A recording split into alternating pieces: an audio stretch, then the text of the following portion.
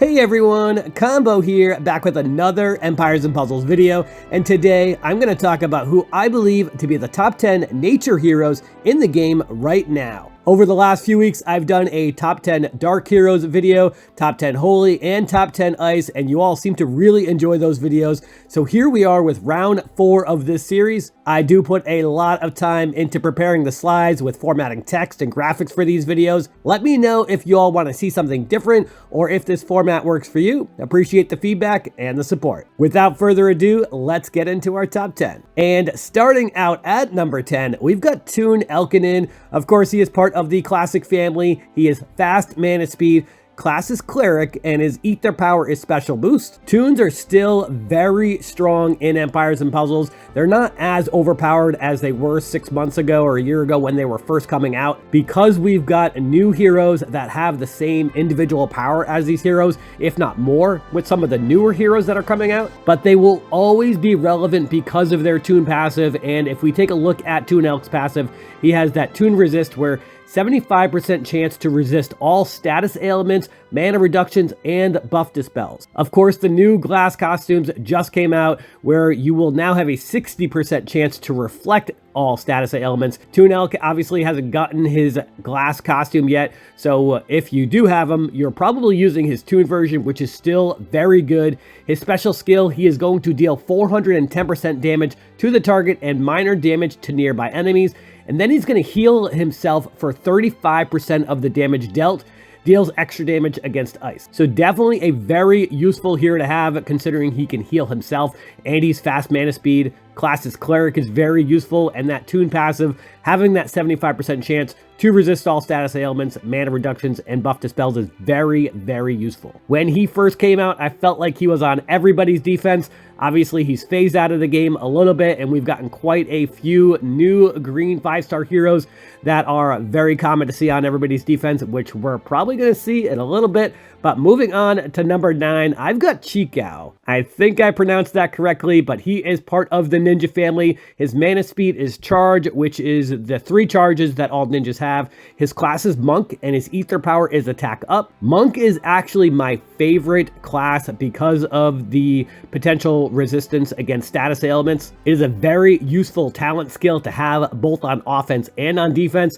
Taking a look at his passive though, all of the ninjas have the decreased minion health, so enemy minions inherit minus 50% less health. This is extremely useful for the War of the Three Kingdoms heroes, where they have those monstrous minions. I think they come out to like 2,000 health, so they're going to get 50% less health for all of those minions. All of the ninjas have these 3 charges depending on if you've gotten to the first, second, or third charge.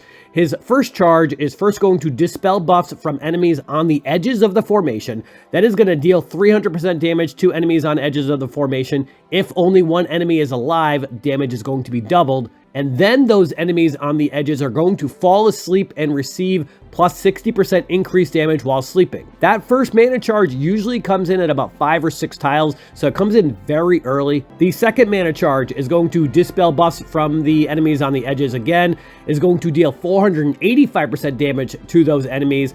Again, if only one enemy is alive, the damage is doubled. And then those enemies are going to go to sleep and get plus 80% increased damage while sleeping. And the third mana charge is also going to dispel buffs from those enemies on the edges, is going to deal 900% damage to the enemies on the edges of the formation.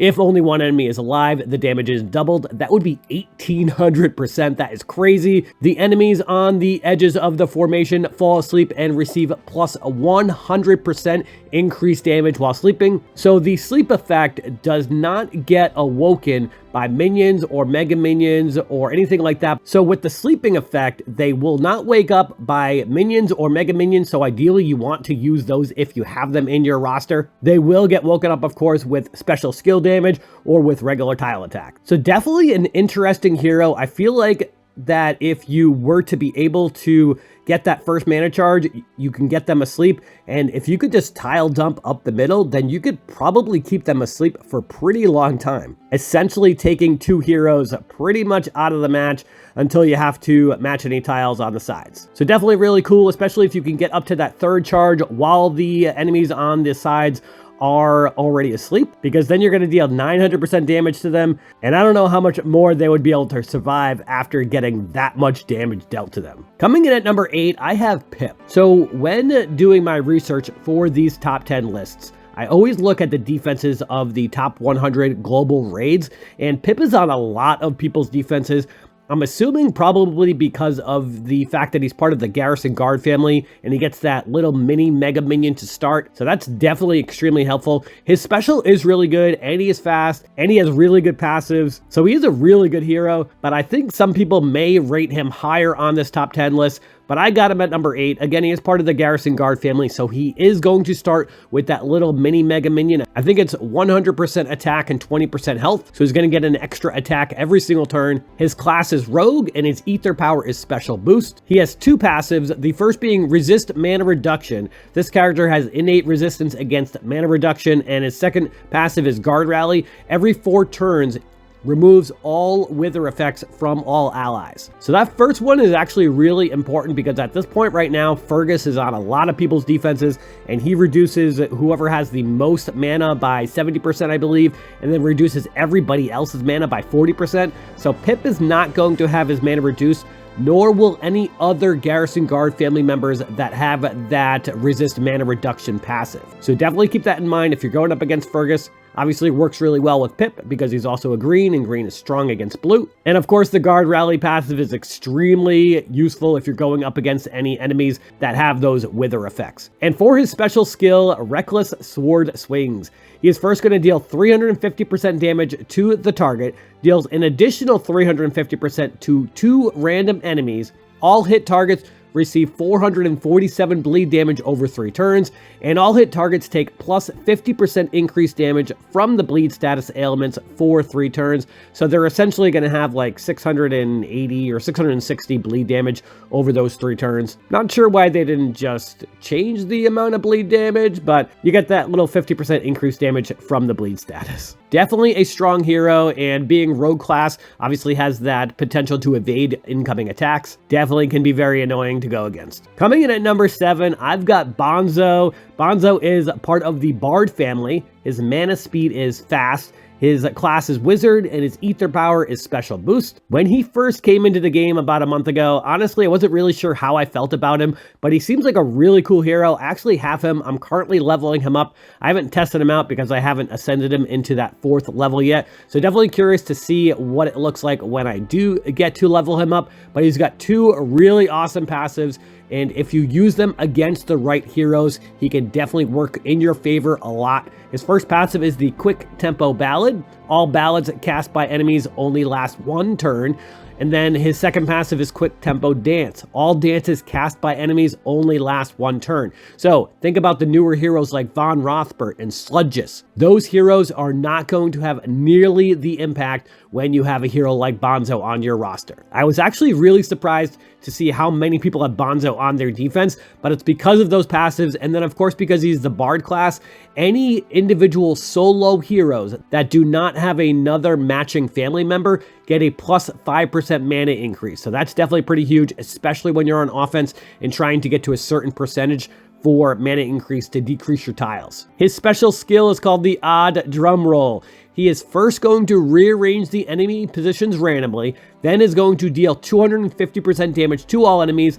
Damage bypasses target's minions, and the attack bypasses defensive buffs, which includes counterattacks. So the damage is not going to be all that much. 250% damage to all enemies is not really a ton at this point in the game right now. Most people like the Area 3 attackers that have like 350 to 400% attack, or the snipers with the extremely high snipe percentage. But this is still going to do quite a bit of damage, especially considering it's going to bypass minions if the enemy has any minions. But the cool part about his special is if you are on offense, he's going to rearrange everybody's position. So if you are going up against a costume Dia-chan tank, she could potentially end up as a flank or a wing where she's not going to be as useful. Or if you're going up against Bernadette could end up at the flank or a wing where she is also not going to be nearly as useful. So definitely a very interesting hero to have. I would definitely make sure that when you put him on your offensive war team, you want to make sure you get the most use out of him. So take a look at who you're going to be attacking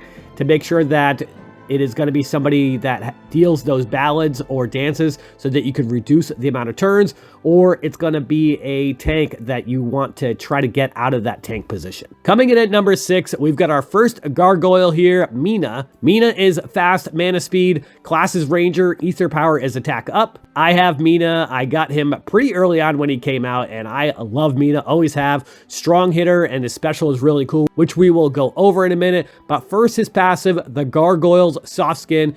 Every time this gargoyle casts a special skill, their soft skin activates. The next 3 times they receive damage, it is reduced by 90%, and they resist all status ailments, mana reductions, and insanity. This effect cannot be dispelled. I did test this out with the last Insanity War, and it definitely works. You do need to make sure that you time the special before the insanity goes off. The insanity goes off at the beginning of the opponent's turn. So if you were to fire the special when you saw the gauge was full, it definitely would work in your favor for Mina. Mina, unfortunately, is not one of the gargoyles that gives soft skin to any of their allies, unfortunately, but their special skill is called Fluff in the Air. They are going to deal 390% damage to the target and minor damage to nearby enemies.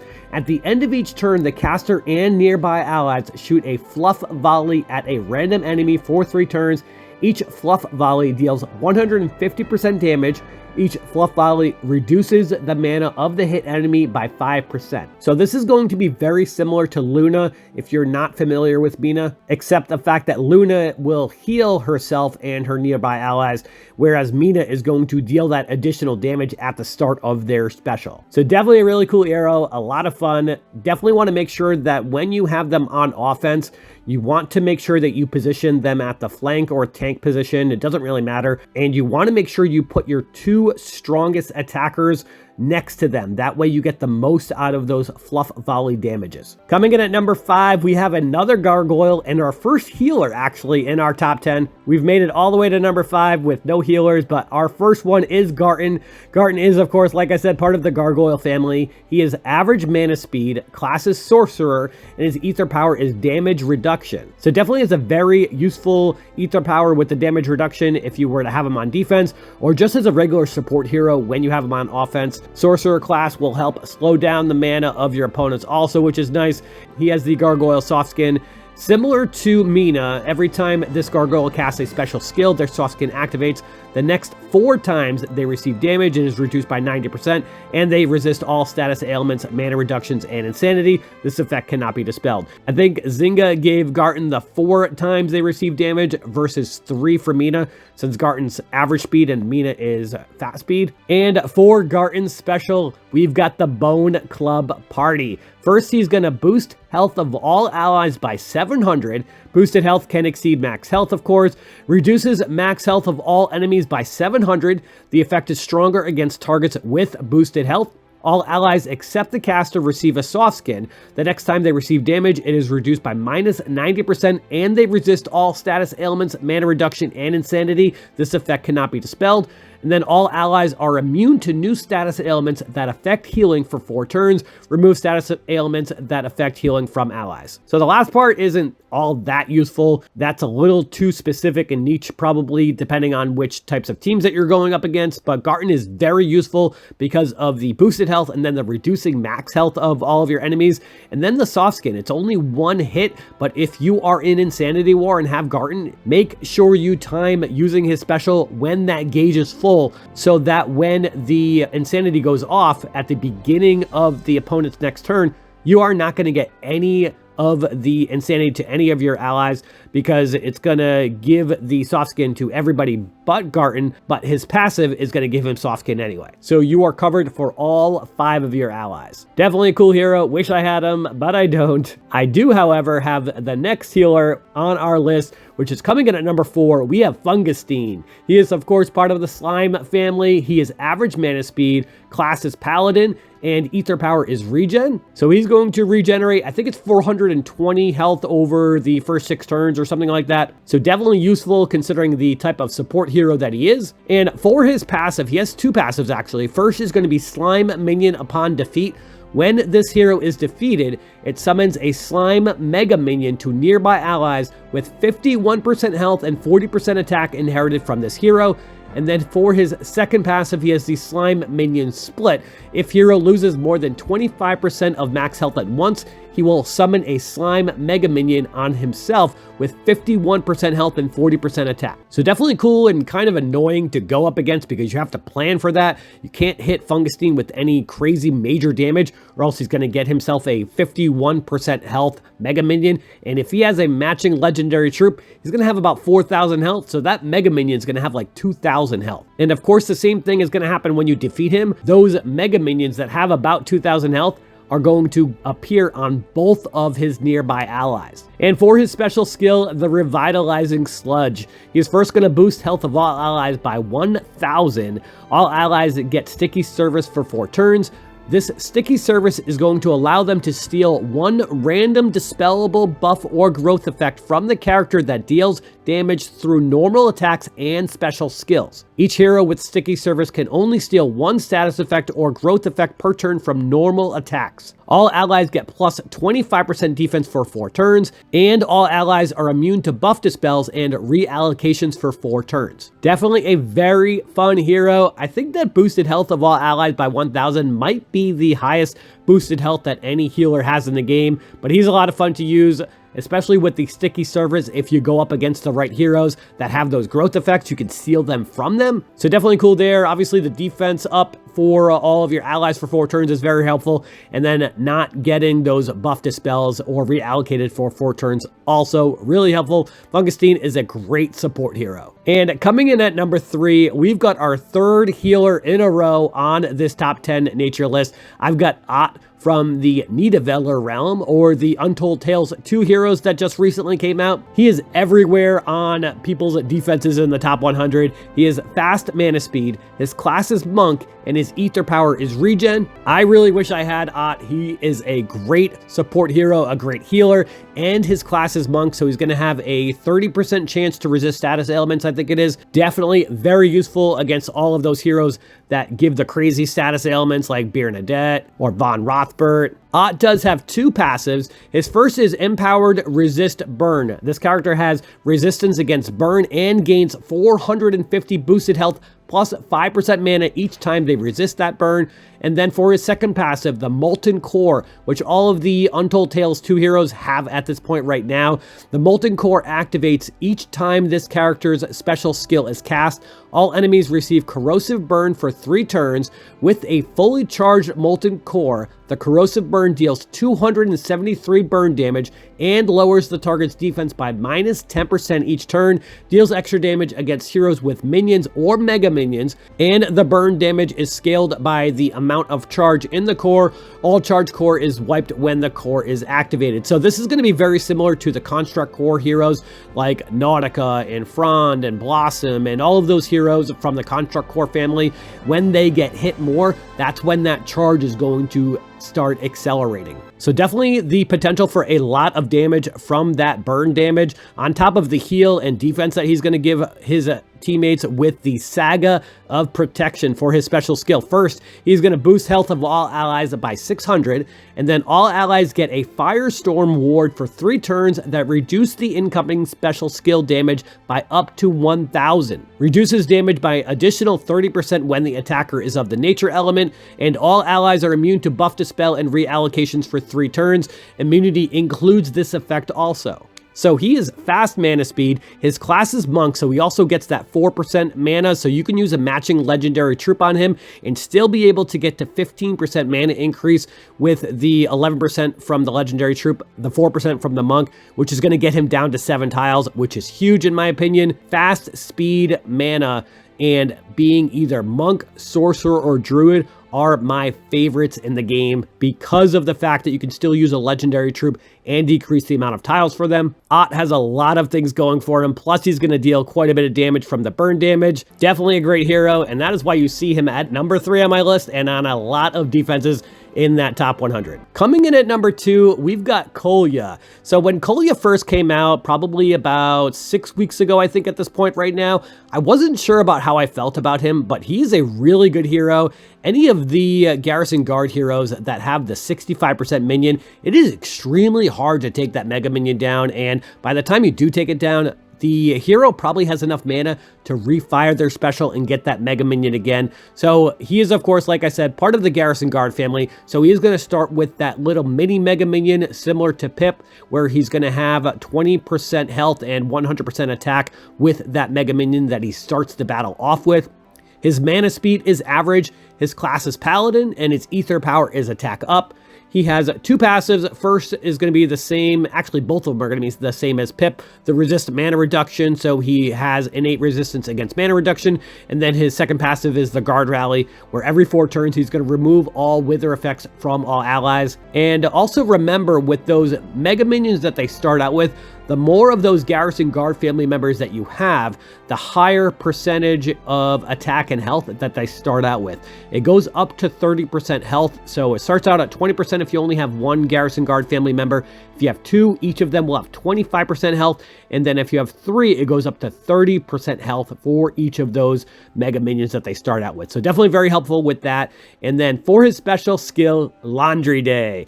First, he's going to dispel 1 buff from all enemies. The latest buffs are dispelled first. Then he's going to deal 300% damage to all enemies. He's going to deal an additional 6% damage per removed status effect, up to 330% damage in total. He is then going to summon a Shield Guard Mega Minion with 65% health and 180% attack inherited from the caster. The Shield Guard Mega Minion safely cleanses the latest cleansable status ailment from all allies each turn. That is extremely useful with the amount of heroes that give the defense down, like Pepper Flame or Poffit or Star Walker, especially in Equalizer War. Kolya is going to make it so that you will not get that extra damage from those effects. That, and he's just going to make sure that you do not have any status ailments each turn. He's going to remove one of them every single turn with that Shield Guard Mega Minion. So definitely a cool hero. Another one that I wish that I had. I don't have any of those heroes where the Mega Minion safely cleanses the latest cleansable status ailment from all allies. Wish I did. Definitely would be very useful, especially in Equalizer War. And coming in at number 1, probably no surprise here, I've got Armand Montcharmin. He is on everybody's defense in the top 100. I even saw a couple of people that had 2 or 3 of Armand on their defense. He is very annoying to go against, which we'll go over his special in a moment. He is part of the Secrets of the Opera family. His mana speed is average, class is Ranger, and ether power is special armor. He has 2 passives. First is resist attack ailments. This character has innate resistance against status ailments that affect attack, and his second passive is heal when ailment expires or is cleared. This character receives 10% health each time a status ailment expires or is cleansed, removed, or allocated from them. This effect can activate only once per turn. And for his special skill, Make Them Harmless, he's going to deal 300% damage to all enemies, summons a Bodyguard Mega Minion with 50% health and 250% attack inherited from the caster. The target hit by the Bodyguard Mega Minion falls asleep and receives plus 60% increased damage when sleeping. So remember, if they are asleep, they can only be awoken if they are attacked with a special or with tile damage. I have learned from experience that when you are going up against Armand in war, you want to make sure you do not kill him last, because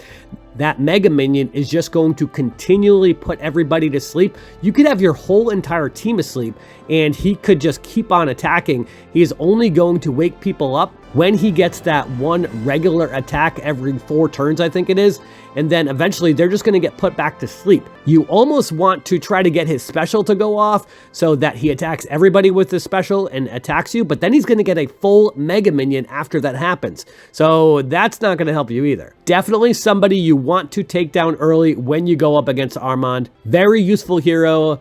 I'm fortunate to have him on my alternate account, and he is a lot of fun to use in war, but he's also really fun with Titans because that sleep effect works on Titans. If you have them all the way to the right and that Mega Minion fires at the end of every single turn, it's gonna make that Titan go to sleep. It's almost even worth using mana pots on just so that you don't have to worry about the Titan attacking you at all. No specials, no nothing. You don't have to use time stops or time freezes or anything. It's like a permanent time stop or time freeze the entire Titan battle. So if you were not aware of that little Titan cheat code, then take advantage of it because it's a lot of fun to use. Let me know what you all think of this list and who you think got snubbed. There were definitely quite a few that were on the bubble that I just could not justify taking one of these top 10 heroes off. And if you haven't seen the top 10 Dark, Holy, or Ice videos, I will pin a comment with a link to each of those videos.